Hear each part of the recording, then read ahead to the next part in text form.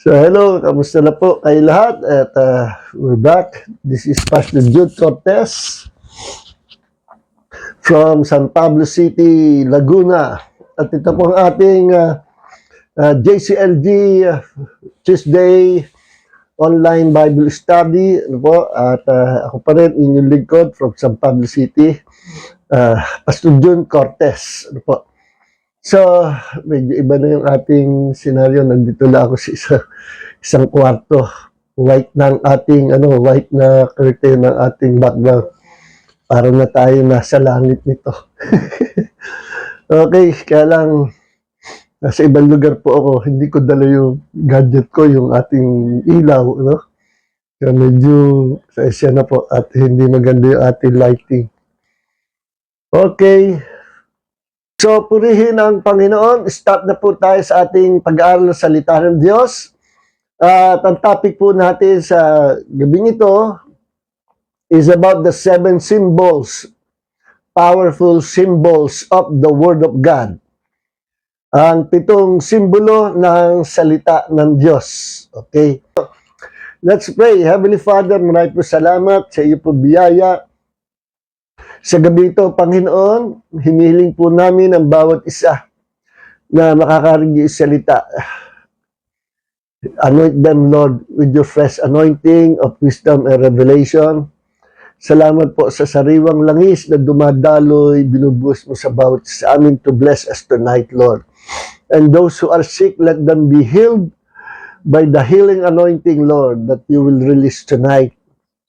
At ipatong po sa amin ang iyong makapangyarihang kamay to bless us with good health, to bless us with revelation knowledge coming from your word through the Holy Spirit. Maraming po salamat, Holy Spirit, our teacher. At sa gabi ito, salamat po, magsasalita ka sa amin sa kapangyarihan ng iyong salita. And all glory belongs to our Lord God and Savior, Jesus Christ. Amen. Amen. Amen. Okay. Yung huling pag-aaral po natin about the food of the Spirit or our spiritual food, the Word of God. So, nilid ako ng Panginoon na hindi lang yung spiritual food, Word of God ang ating pag-aaral, kundi ating baybayin ulit itong 7 symbols of the Word of God. Every time pag-aaralan ko po ito, merong fresh revelation na binibigay sa akin ng Panginoon. Matagal ko na pinag-aaral ito, pero every time na aking pagbubulay-bulay at pag-aaralan, lagi merong fresh revelation from the Holy Spirit. So, purihin ang Panginoon. Heavenly Father, maraming po salamat. We declare the goodness of the Lord tonight. In Jesus' mighty name, be all the glory. Amen. So, the Bible is rich in symbolism, and understanding the symbols can deepen our understanding of God's Word. Pag alam nyo ang symbolic meaning ng salita ng Diyos, lalalim yung pagkaunawa, pagkakilala natin sa salita ng Diyos. Ngayon, tonight we will explore some of the most significant symbols of the Word of God. Explain ko sa inyo kung bakit ito ang symbol ng Word of God. 7 po ito, 7, Very powerful ang mga symbols na ito. Okay. So, ang salita ng Diyos ay inilarawan sa mga bagay na ito, na kung tawagin yan sa pag-aaral ng Bible interpretation, yung mga figurative word, metaphor, metaphor. So, meron 7 symbols, powerful symbols ang Word of God. Number 1, eto na, diretso na tayo, hindi tayo kula sa oras. Number 1, first symbol of the Word of God is the sword, the sword of the Spirit. Kaya sinabi po sa Ephesians chapter 6 verse 17, isa sa mga bahagi ng armor of God, ay itong sword of the Spirit. This is an offensive weapon and also a defensive weapon. Ang sword of God, pwede mong pang-attack, pwede mo rin pang-salag. Kaya pang-attack and pang-defense. Okay. So, ang salita po ng Diyos ay sinisimbolo ng espada. Salita ng Diyos, espada. No? Bakit? Kasi ayon sa Ephesians chapter 4, verse 12, ito, basahin natin. For the word of God is alive and powerful. It is sharper than two-edged sword, cutting between soul and spirit, between joint and marrow. It exposes our innermost thoughts and desires. No? Napakaganda talata. Ang salita daw po ng Diyos ay buhay. Number 1, buhay. Number 2, powerful. Makapangyarihan. No? Ito ay matalas pa kaysa alinmang tabak. At ang salita daw ng Diyos ay tumatagos hanggang sa ating pagkataong loob. Remember, man is composed of 3 elements or 3 dimensions, spirit, soul, and body.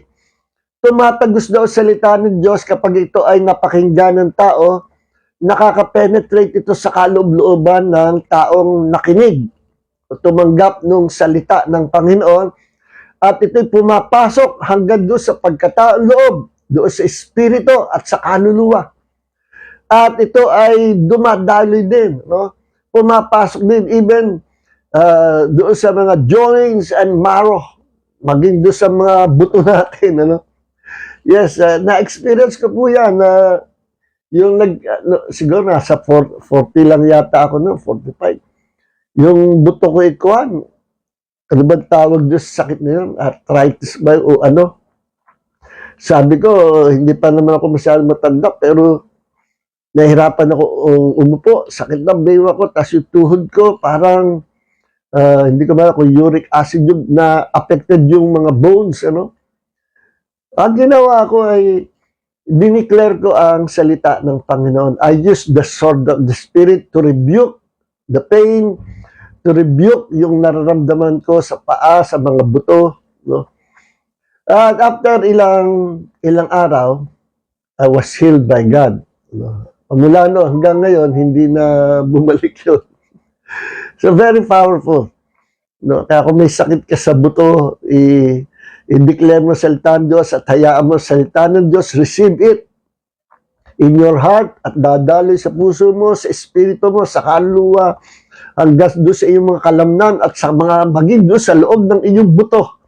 Hanggang sa i-repair ng Diyos yung mga na-injured na buto o kung anumang muscle pain or bone pain, kung anuman, God will heal those pains. God will heal you from all those sickness and disease. Kasi nga, why? Because the word of God is powerful. Sabi sa salita ng Diyos, the word of God is not void of power. And it is alive, sabi sa Hebrews chapter 4 verse 12. Buhay daw ang salita ng Diyos. Yes, natatanda ko nung babago akong mananampalataya, sinisyaran ko yung mother ko. Then, yung mother ko, nakukulitan sa akin, pero bandang huli, na-born again din yung mother ko. Nung siya na-born again na, nagbabasa na siya ng Bible, sabi na, alam mo, June, nung kagabi, sabi na, ako'y mananahi po, dressmaker yung mother ko. Naisipan ko, buksan ng Bible. Nag-iisa lang siya doon sa ibaba. Meron siya niraras, madaling araw na no. Nung binasa ko yung salita ng Diyos, akalain mo lumutang yung mga letra sa mukha ko, lumapit sa mukha ko yung letra. May nagulat ako. Tapos, sabi niya, pumikit yata siyang gano'n, pagtingin ka, nandun na sa libro ulit. Normal na ulit. Umangat doon sa Bible ang letra at lumapit sa mukha niya. That's true. Totoo na experience niya. Why? Because the Bible, the Word of God is alive. You know? It is sharper than any two-edged sword. Bakit kinumpara, bakit ginaya na salita ng Diyos is a symbol, meaning ng Word of God is so sword. Kasi ang salita ng Diyos, isa po yan na spiritual weapon natin against the devil, against all demons and fallen angels.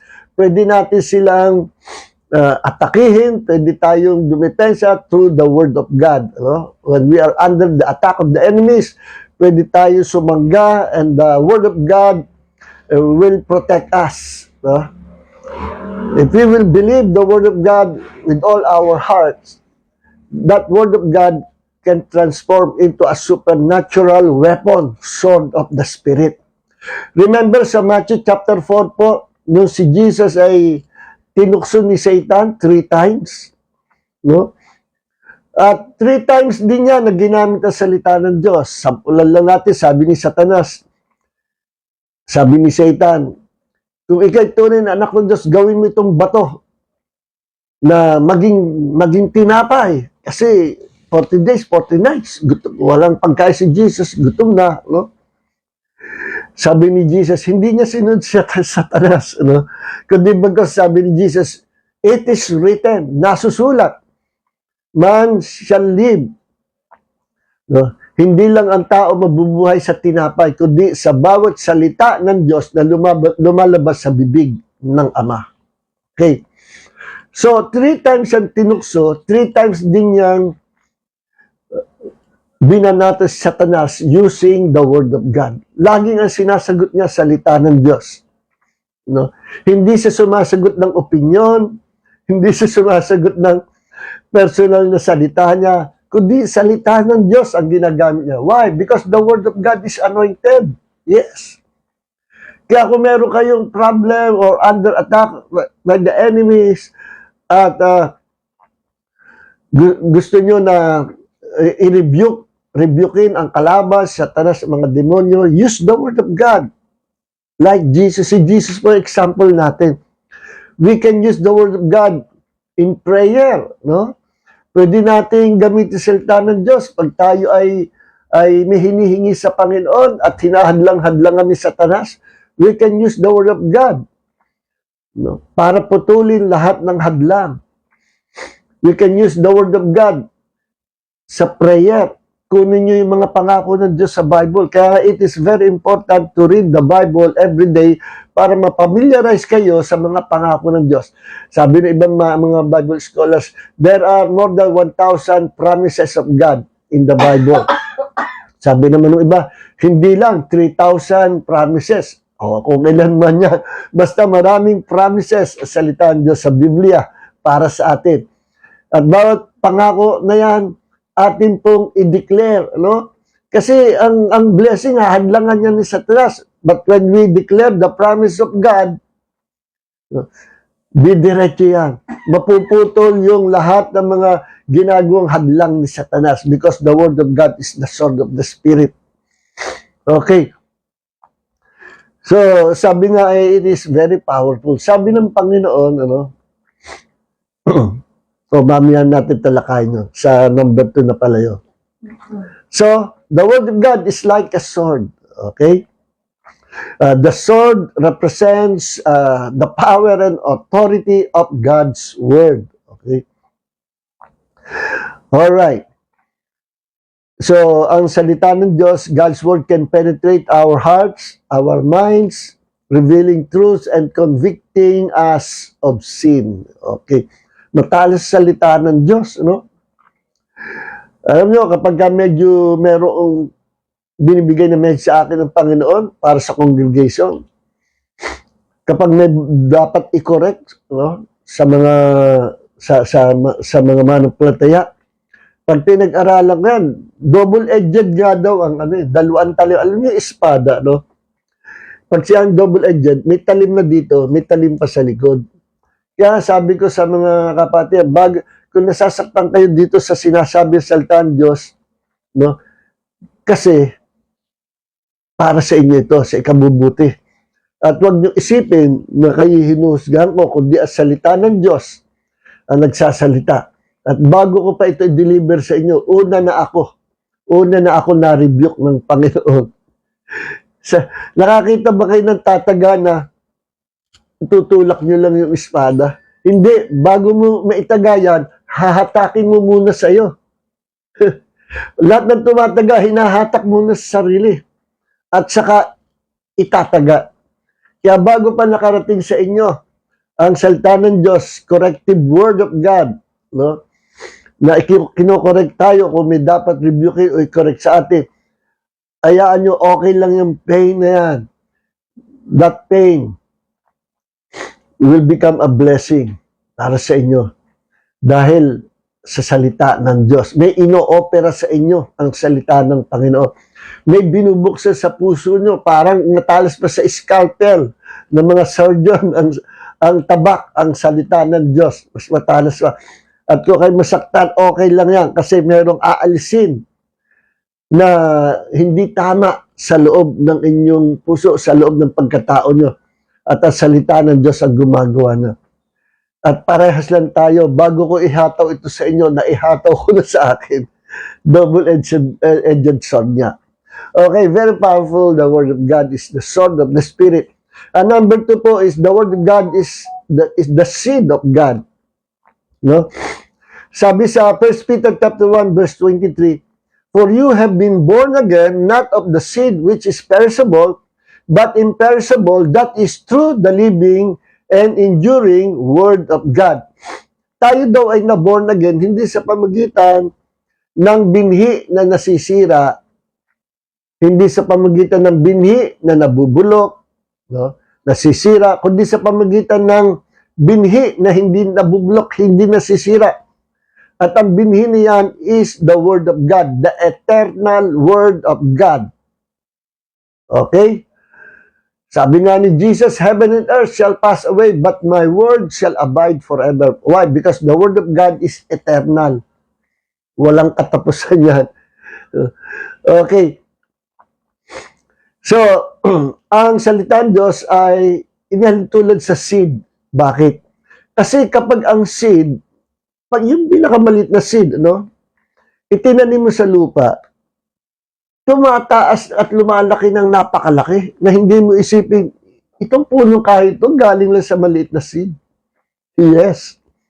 No? Yung nga raw, mustard seed, isa sa pinakamaliit na seed sa Israel, napakaliit. Pag tinanim mo, tumataas up to 12 feet or more yung puno niyan. Galing lang sa isang napakaliit na seed. Ganyan po salita ng Diyos. Yung mga hindi nakakaintindi sa salita ng Diyos, akala nila salita lang o aklat na ginawa ng tao. No. This is inspired by the Holy Spirit. Anointed ang Biblia, anointed as salita ng Diyos. At ang salita ng Diyos ay kagaya ng seed na akala mo walang magagawa. Yung isang maliit na seed, ipatong mo sa mesa. Hindi mo ma-imagine kung wala kang alam eh. Hindi mo ma-imagine, yan, magiging puno yan. Yan, napakalaking puno. Kahit yung sa Amerika, yung mga giant redwood tree, no, na napakalalaki, minimeasure ng ilang tao, inaakap, hindi maakap, sobrang laki. Meron niyang puno doon na ginawa ng karsada, yung binutas na yung puno para maging karsada. Hindi na nila pinutol. 1,000 years ang edad na noon. No? Eh, saan ba nagmula yung napakahiganting mga puno na sa maliit lang? And sometimes yung mga puno, nagiging puno from the very small seed. Iba naman puno, tinatanim mula sa maliit na sangalan, tinusok, tinanim, lumaki. Maliit, laging maliit ang pinanggagalingan. So, same with the Word of God, kung ba't nasaltaan, just tinawag na seed, binhi. Ang liit-liit niyan, pero pag pumasok sa loob, napatanim sa puso ng tao, sasabog yan, lalaki yan. So, ang mga natural seed, buto ng mangga, buto ng kamatis, buto ng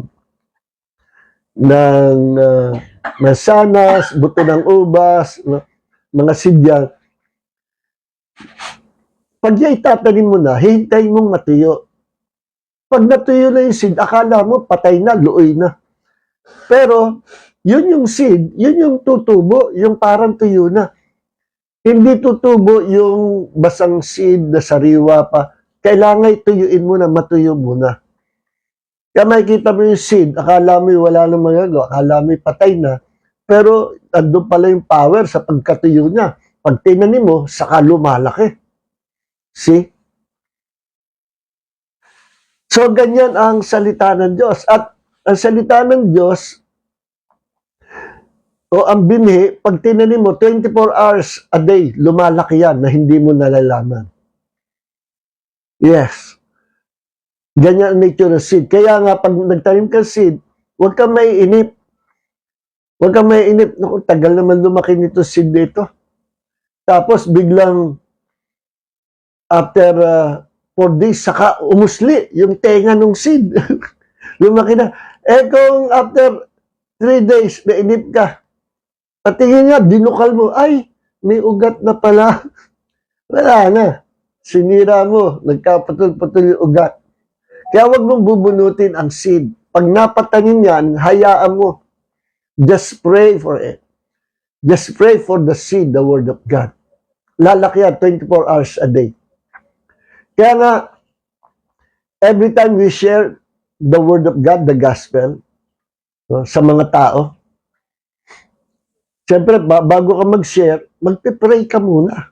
No? Para mas powerful yung salita ng Diyos. Magbabad ka muna sa presence of God before sharing the word of God.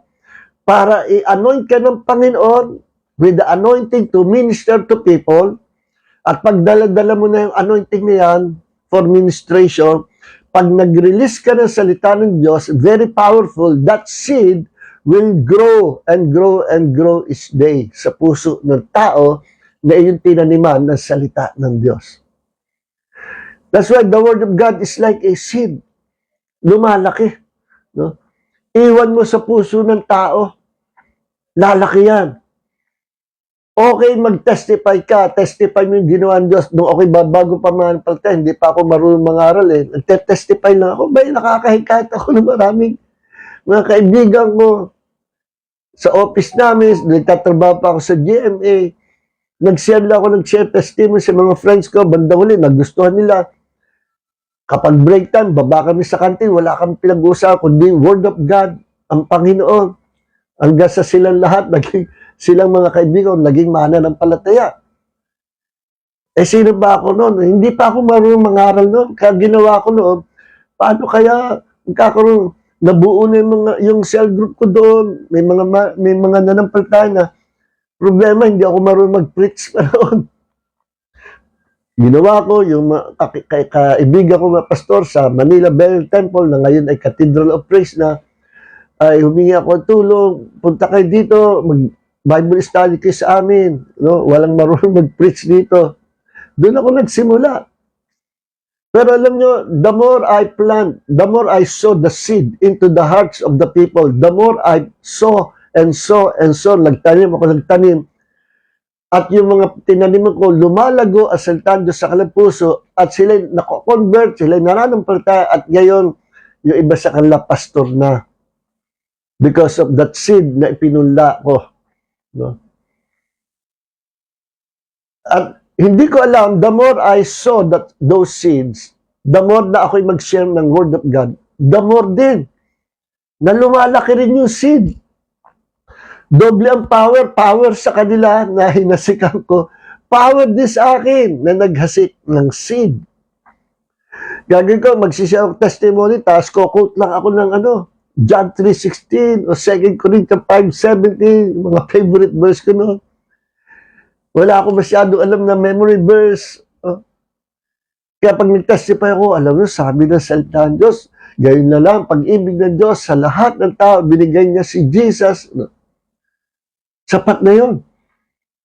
And those seeds, nagsilakihan hanggang sa sila ay nakakilala sa Panginoon. At meron sa kanila, mga pastor na ngayon, meron akong siniyera na trainee sa amin, Channel 7, no? Sinesiyaran ko ng testimony ko. Marunong-runong na ako mag-preach noon, ng time na yun. Sinisiyaran ko about the gospel, about the Lord, about Jesus. Nakaganyan lang siya, parang hindi interesado. Hanggang sa dumating ako sa time na sabi ko, Lord, nakatitig lang itong tao ito sa akin. Nahihiya lang siguro. Mukhang hindi tumatalab yung sinasabi ko. Mukhang wala lang. Parang pinagbibigyan lang ako. Sayang lang yata ang laway ko. No? Then, minsan sumama sa akin doon sa isang sister church namin sa Mandaluyong. Sabi ko, pinagbigyan lang yata ako nito. Sabi ko, alam mo, Brad, saan ka ba umuwi? Sabi ko, siguro mas malapit sa yung church doon sa, sa mga kaibigan ko, pastor, doon sa Manila Bethel Temple. At ano yan, yata, Cathedral of Praise na yata, Hindi ko alam kung Bethel Temple, Cathedral of Praise. Sabi ko, pwede ka doon umaten sa may United Nations. Pastor doon, si Pastor David Samran. Tahimik lang siya. Hanggang sa nag-Sunday noon, umuwi na ako probinsya. Pagbalik ko ng Monday, dumating na siya. Nes, masaya-masaya siya. Alam mo ba, nagpa-baptize na ako, water baptism. Ha? Talaga? Oo. Di ba sabi mo, pag tumanggap sa Panginoon, susunod water baptism. Nagpa-baptize na ako. Kasi umaten ako doon sa church na sinabi mo. Ang laki pala noon, madami. Nag-invite. Magkakaroon po tayo ng water baptism. Sino sa inyo gustong sumama? Nagtaas daw siya ng kamay. Nabaptize siya. Hanggang sa nagtuloy-tuloy siya. Hanggang sa nagustuhan niya mag-aral sa Bible School doon, sa COP. Hanggang sa naging staff siya, naging pastor din siya ni isa sa mga pastor ni Pastor David Samran. Hanggang sa banduli, nag-mission sa Spain. At siya ay nakapag-asawa na rin, pastora rin, nag-mission sila sa Spain at malaki na ang church nila sa Spain. See? Nagsimula lang yun na nakinig na salita ng Diyos. At huwag niyong huhusgan ang tao na akala mo hindi nakikinig, akala mo baliwala. No. Yun nga akala ko, sabi ko, tigilan ko na kayo pagsishare dito sa tao. Mukhang, nakokornihan sa sinasabi mo. Mukhang hindi nakikinig, hindi yata ito naniniwala. Walang reaksyon ng mukha. Yun pala, tinatamaan na. At yung seed na tinanim ko sa kanyang puso, 24 hours a day lumalaki. Nung lumaki, nagpabaptize na. Okay, purihin ang Panginoon. Meron akong kaibigan, dating instructor to sa karate noon. Bata pa ako. Noon ko ay pupunta ng Amerika, akala ko for good, pero hindi ko nagustuhan. Bumalik ako dito. Kinunti ng Panginoon sa Pilipinas ang ministry ko. Bumalik ako Pilipinas after 5 months, hindi ko nagustuhan. Nasa New Jersey na ako noon. Bago umalis, nagpaalam ako doon sa kaibigan ko yung sa sensei ko sa karate. Sabi ko, this is for good ka ako. Baka hindi na ako makabalik, papaalam ako sa'yo, gano'n. Ganun ba? Bakit gano'n? Petition ako. Tapos sinisyaran ko siya ng Bible. Alam mo, nabago ang buhay ko, binago ni Jesus. Binabago niya ang usapan. Hindi, ilan na ba anak mo? So, anong gagawin mo doon? Sinishare ko pilit na salita ng Diyos. Parang nire-resist niya, no? Na hindi siya interesado. Sabi ko, itong bumago sa buhay ko. Hingga sa umalis na ako, malungkot ako, sabi ko, parang hindi siya interesado doon sa sinishare ko. Kung nalaman lang niya ng pinakamahalaga na marinig niya ay itong gospel, pero hindi niya pinakinggan. 5 months ako sa Amerika. Nung umuwi na ako, that was year 1992, nakita ko siya, Jun, ano na ako, born again na ako. Kaya sa kanin, hindi ako naka-attend sa church doon. Hinahanap kita noon eh. Hindi ko alam ang church doon. Nakita ko si Pastor Joe Martinez. Inano ko kumatin. Doon na ako na-attend. Hindi, okay lang yun. Kaibigan ko yan si Pastor Joe. At pamulaan hanggang ngayon, manampalataya siya. Na born again.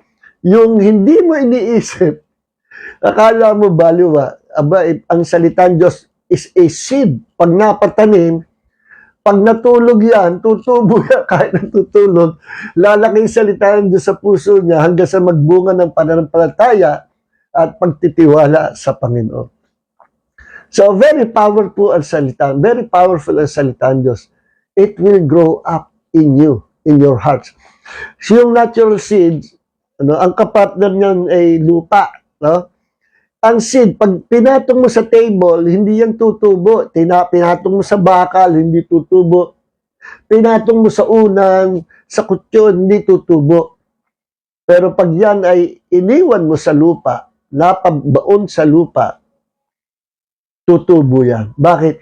Sapagkat ang kapartner ng natural seed is the soil. Ganyan din ang spiritual seed natin, which is the Word of God. Ang kapartner ng Word of God is our heart. Kaya nga kapag tayo nag-share ng Word of God, yung Word of God na yan, ang kapartner yung puso, pag napakinggan niya yung tao na sinyeran mo, at nakapasok sa puso, may changes na gagawin niya sa buhay ng tao. His life will never be the same again. Ipapanganak yan sa kaharian ng Diyos. See? Kaya nga ang sabi, ang nagiging dahilan kung ba't ang isang tao ay ipinapanganak sa kaharian ng Diyos, na born again, is because of the Word of God. The gospel is the Word of God. The gospel is the seed of God. Kaya sabi sa 1 Peter chapter 1 verse 23, for you have been born again, not of seed which is perishable, but imperishable, that is through the living and enduring Word of God. Kaya ang tao na born again sa pamamagitan ng salita ng Diyos. Kaya kapag ang nangaral na salita ng Diyos, tunay na Kristiyano, ang tunay na Kristiyano may anointing. At sapagkat ang tunay na Kristiyano may anointing ng Diyos, kapag nagsalita ng salita ng Diyos, sumasama yung anointing salita ng Diyos. Pareho sila may anointing. That believer, yung lingkod ng Diyos at yung salita ng Diyos, both anointed. Nirelease niya sa bibig niya yung anointed word. Yung anointed word, which is the seed of the Spirit, ay magbubunga sa kanyang pagkatao. Yes. Ganyan ang nature ng seed. Matulog ka 24 hours a day, lumalaki yan, sabi ng salita ng Panginoon. Okay? Kaya, ganun din. Halimbawa, meron ka pangangailangan sa Panginoon. Taniman mo ng salita ng Diyos. No? I-confess mo sa Panginoon. Ipakita mo yung seed at itanim mo sa puso mo, then remind the Lord about that seed. Pag meron kang pangalahan, halimbawa, may sakit ka, no? May sakit. Kunin mo yung Isaiah 53 at gawan mo ng padalangin o gawin mo ng paraphrase word, yung dinala ni Jesus ating mga sakit, karamdaman, our pain, no? Dinala niya sa kanyang suffering at sa kanyang mga sugat, sabi doon sa Isaiah 53, tayo'y nagsigaling. Pwede mong i-paraphrase yan. Mahalaga yung thought ng Word of God, yung verse. And that verse is a seed. There are many seeds in the Bible. Seeds are the promises of God. So, kunin mo Isaiah 53. No? At i-declare mo, itanim mo sa iyong puso, Lord, tinatanggap ko po ang seed nito. Jesus took my sicknesses and carried all my diseases, and by your wounds, I am healed. Kung may sakit ako, i-declare ko ito sa sarili ko. Kung may sakit yung tao nyo, pag-pray ko siya, kasama ng word declaration, sowing the seed of God into his heart. At sasabihin ko, Jesus took your sicknesses and carried your diseases, and by his wounds, you are healed. And that word, that seed, will bring healing into his spirit, soul, and body. So, kung ang sakit niya ay spiritual, the Lord will heal his spirit. Kung ang sakit niya, may sakit ay yung kanyang soul, may emotional wound siya, o meron siyang memory of the past na kailangan ma-heal, yung sakit na yung nasa soul. The Word of God has power to heal those sickness and disease sa kanyang soul. Kung ang sakit niya ay nasa physical body, the Word of God is like a seed na kapag napatanim, that sickness in his physical body will be gone. He will be healed. Ganyan po nangyari sa akin. No? Okay, nagka-neuropathy na halos 3 months ako na hindi makalakad. At panay ang bulong ng mga demonyo. 2 months from now, naka-wheelchair ka na. Sasabayan pa ng bulong na may sale sa Lazada, wheelchair. Sa Temo, may murang wheelchair. Mamili ka na. Baka maubusan ka pa. Sabi ko, You demon spirit, I rebuke you in the name of Jesus. The word of God said, Jesus took my sicknesses and carried all my diseases, and by His wounds, I am healed from this neuropathy in the name of Jesus, and I can walk again, and I can run, I can walk, at makakapag-practice ako ng martial art. Noong pinanghawakan ko ng salita ng Diyos, within a week, nakalakad po ako. That's the power of the seed of the Word of God. Ang mahalaga, mapatanim sa puso ko, mapatanim sa puso mo, mapatanim sa puso ng iba. Yung pangako ng Diyos. Kung ang pangako patungkol sa salvation, sow the seed of salvation. Kung ang pangako patungkol sa seed of healing, sow the seed of healing.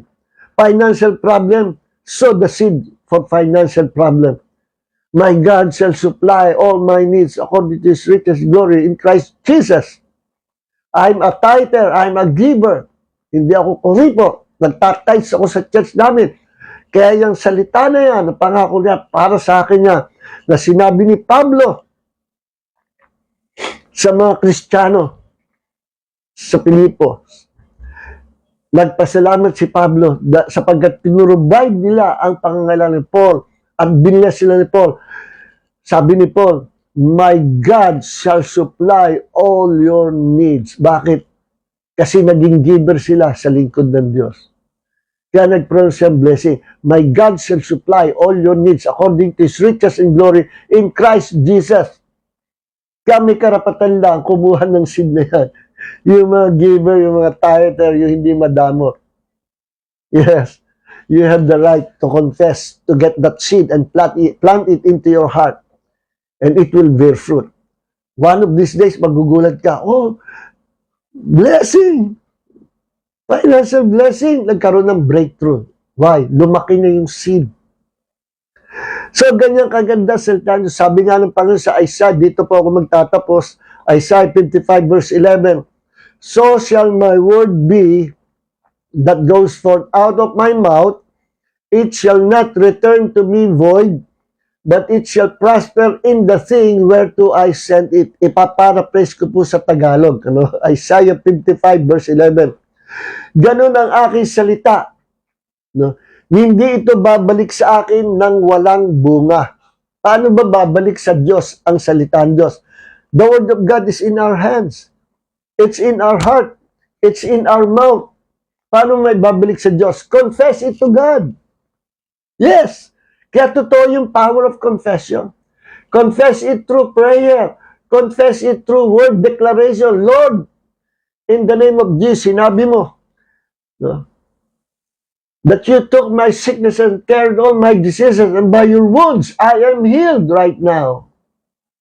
Binalik mo sa Panginoon ang kanyang salita. At yan ang sinabi sa Isaiah 55 verse 11. Lahat ng aking salita na babalik sa akin, surely, it will bear fruit. Magbubunga ito kapag ibinalik natin sa Diyos. Sabi rin ng Panginoon sa aklat na Isaiah, paalalahanan mo ako. Bay, gusto ng Panginoon. Pinapaalala sa kanyang salita. Why? Because the Word of God is like seed that the more ipaalala mo sa Panginoon, para ka nagtanim ng seed na dinidilig mo every day. Dinidilig mo ang seed, ang promise of God na iyong itinanim, dinidilig mo through prayer. Dinidilig mo sa pamagitan ng patuloy pagpapaalala sa Panginoon. Lord, salamat po na ginawa mo ito para sa akin. Thank you, Lord. You will never leave me nor forsake me. Thank you, Lord, for healing my children. Thank you, Lord. By your wounds, we are healed. Amen. So, purihin ang Panginoon sa salita ng Diyos. Hanggang dito na lang, mga kapatid. Tuloy po natin. Nasa number 2 pa lang tayo. 7 ito. No? Ito. So, praise God. So, don't forget to share the Word of God to others. No? At kung hindi kayo marunong salita ng Diyos, mangaral, kagaya ko noon. Alam niyo, bago ko natuto mag-preach, inabot ako ng 4 years. Yung mga kasabayan ko, inaingit ako. 1 year pa lang, 2 years pa lang, nagsishare na ng gospel, nakakapag-preach na. Napag-iwanan ako. Sabi, nalulungkot, Lord, bakit ako hindi marunong mag-preach? Ba't hindi ako marunong mag-share ng Word of God? Ba't yung mga kasabayan ko marunong na? Kulelat na ako, napag-iwanan ako. sa wala kong kakayanan, hindi ko kaya mag-preach at napakamahiyain ko. Pero ako pa ang ginamit ng Panginoon. Hanggang ngayon, ginamit. Almost more than 40 years in the ministry ang inyong lingkod.